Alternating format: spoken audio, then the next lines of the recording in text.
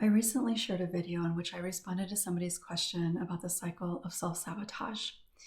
So today I wanted to follow up with that and share a little bit more about some of the behaviors associated with self-sabotage. So welcome, I'm Peggy Oliveira. Thank you so much for joining me. If you're new, make sure to subscribe and click the bell for notifications.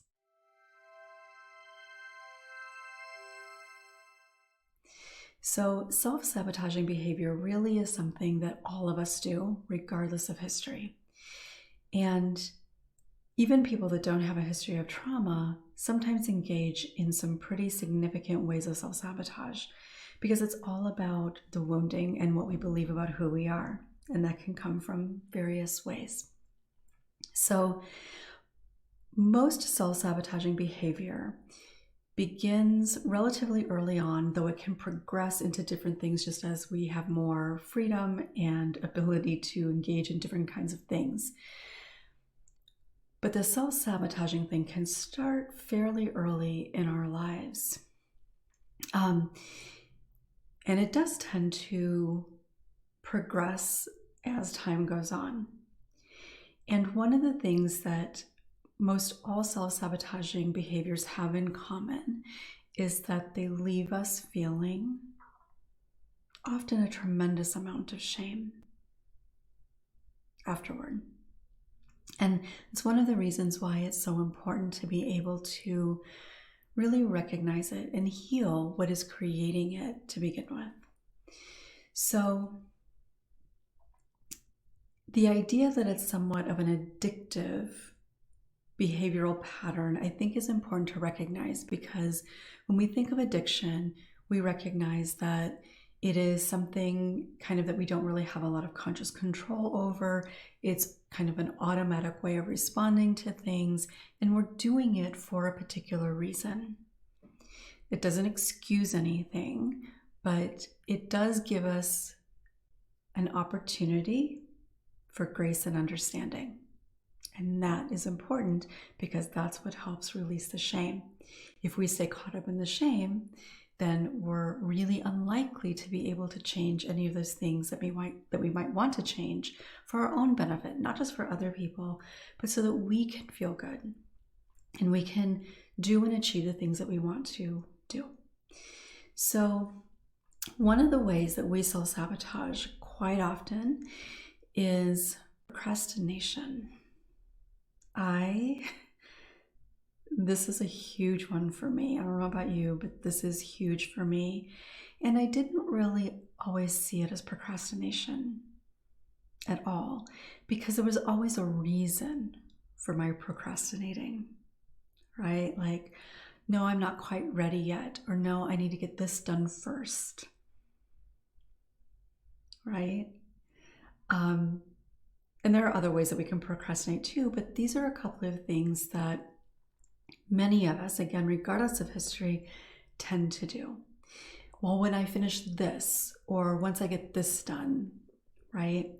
So like for me, one of those things would be, well, once I finish my degree, or once I get my house cleaned, then I can do that.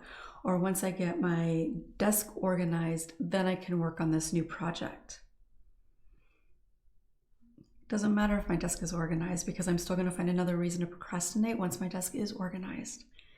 Because the reason that I'm procrastinating is because there's a fear about something on the other side.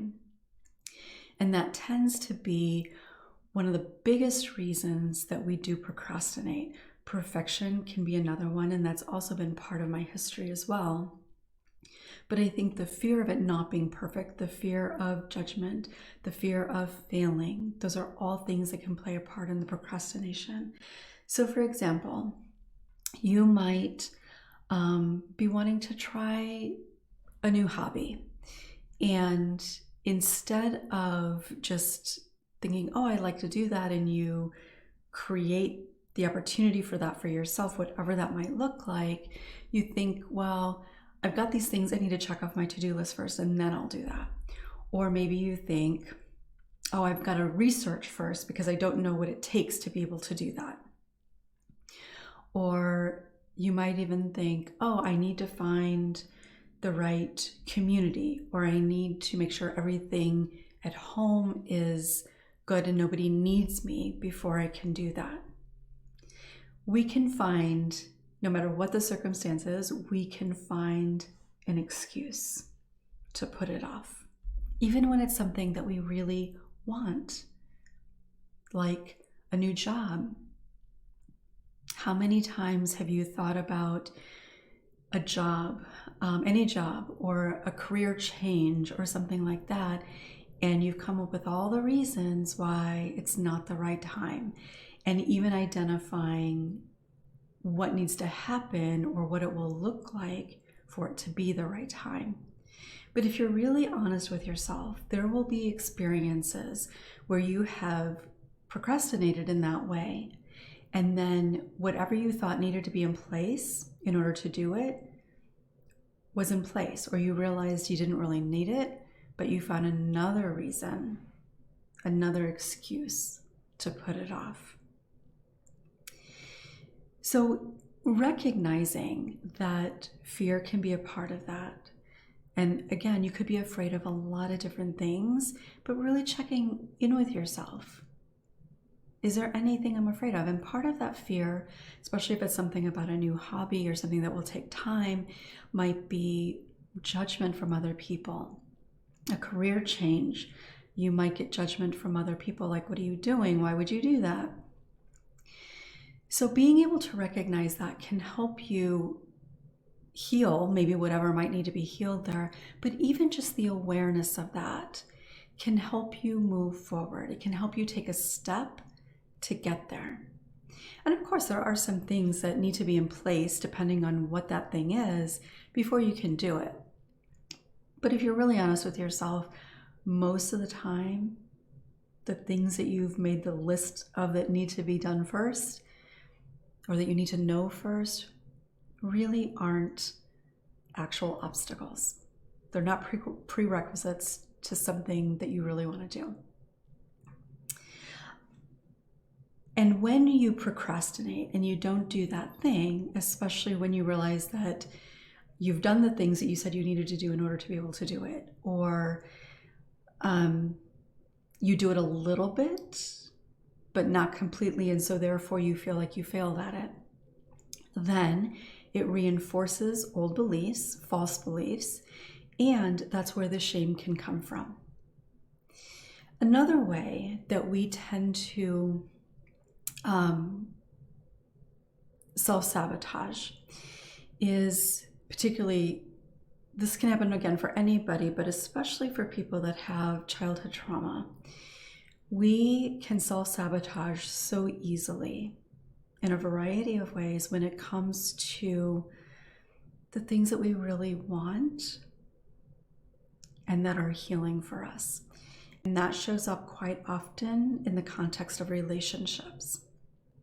And this is true really for any kind of relationship that has any sort of meaning to you whatsoever. So not necessarily just an acquaintance necessarily, though that could be the case, but in particular like a romantic relationship, a close friendship, a family relationship, or even like an employer type of relationship. When it's a job that you really enjoy, it can show up there too. So again, this is something that tends to create a ton of shame for people, no matter what that self-sabotaging behavior looks like. But one of the ways, or there's two ways in particular that this this really tends to show up frequently.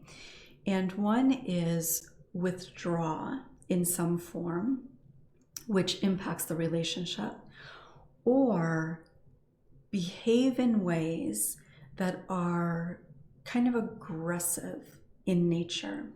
And I'm not talking about abusive behaviors, like physical abuse, though obviously that could be one of them. But I'm talking about even tone, not expressing disappointment or hurt or anger until you're at like the boil over point and it comes out in a way that is really unhealthy. those are the kinds of things that I'm talking about. And both of those can create shame. So with withdrawal, it can be shutting down and pushing people away. Because when we shut down, it tends to kind of push people away. If we're not responding to them, if we're not, like if they keep asking us if everything's okay or what's wrong and we keep saying nothing, it tends to make that person also withdraw a little bit because they don't have any sense of what's happening. So we withdraw, and it creates a huge opening for a lot of misunderstanding and hurt feelings on both sides. Some of that withdrawal could be avoiding specific types of conversations or dealing with things that have happened within the relationship that are important to talk about. And this can happen when you felt particularly vulnerable, or when you have thought or felt something that didn't feel good and you're afraid to bring it up, feel like you don't have a right to bring it up, afraid of what their response will be. On the other side, where it can tend to become more aggressive type of behavior, sometimes you may not know what's really going on. And the same with withdrawal. You may not really have a sense of what's happening, but you know that you're not feeling good, and you know that you're probably beating yourself up about something. With aggressive type of behavior, this could be towards somebody else. It could be towards yourself. So towards somebody else, it could look like what I just mentioned, like you're holding on to this stuff and you get to a point and it just kind of all comes out. And an example of this is when this happens a lot, like with a partner, where there's little things that happen and you're feeling more vulnerable, more stressed, and then suddenly nothing big even has to happen, but suddenly you start getting angry at them about something semi-small, but you end up bringing all kinds of things into that conversation and making that small thing maybe even bigger than it really is, because there's all these other pieces. And that aggression could look like saying hurtful things. It could be, again, tone. It could be just really saying mean things. It could be doing things like slamming doors or even throwing things, and that gets into abusive type of behavior. But anything that is not only potentially going to hurt somebody else, but is going to create a situation where what you believe about who you are and what you deserve in a relationship is going to be reinforced. Because when you act aggressively towards another person, right, that person is likely going to withdraw. That person is likely going to, or potentially, stand up for themselves and point out something that you will not be happy about being pointed out. And what that then does is creates a disconnect in that relationship. So you're sabotaging it by creating ultimately that disconnect. Maybe that person ends the relationship. Maybe it just creates this significant tension in the relationship and you end up drifting apart. So there are different ways that can end up looking, but the self-sabotage comes in because you're creating a situation in which the very thing that you likely fear happening ends up happening. Like the fear, and again, you may not be consciously aware of the fear, but the fear that we often tend to have in relationships is being abandoned. So somebody ending the relationship, leaving us.